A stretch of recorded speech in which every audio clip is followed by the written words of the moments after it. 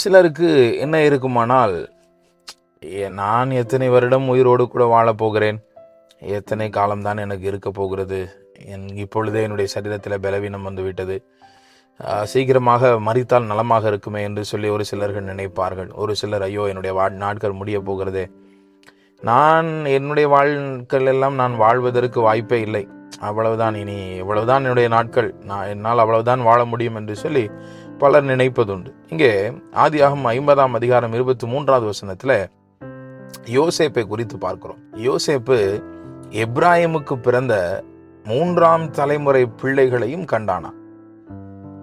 அப்ப யோசேப்பு தான் ஓட்டன்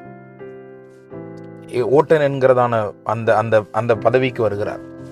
அதற்கு பின்பதாக எப்ராயிமுக்கு அடுத்து 3 தலைமுறை. அப்பொழுது யோசித்து பாருங்கள், எப்ராயிமுக்கு பிறந்த பிள்ளை, அவனுக்கு பிறந்த பிள்ளை, அவனுக்கு பிறந்த பிள்ளை, இவைகளையும் யார் பார்த்தது? யோசேப்பு.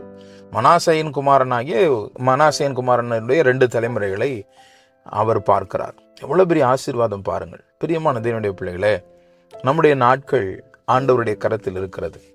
நாம் இவ்வளவு காலம், இவ்வளவு வருடங்கள் தான் வாழப்போகிறோம் என்பதை நாம் நியமிக்கப் போவதில்லை, நம்முடைய மருத்துவர்கள் நியமிக்கப் போவதில்லை, மருந்து மாத்திரைகள் நியமிக்கப் போவதில்லை, இந்த உலகம் நியமிக்கப் போவதில்லை. நம்முடைய வாழ்நாளை நியமிப்பது அவர்.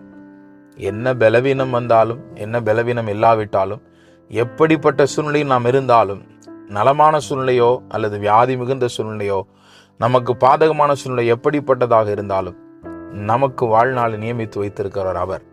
சந்ததிகளை காணத்தக்கதான ஆசீர்வாதத்தை நம் ஒவ்வொருவருக்கும் அவர் தருவார்.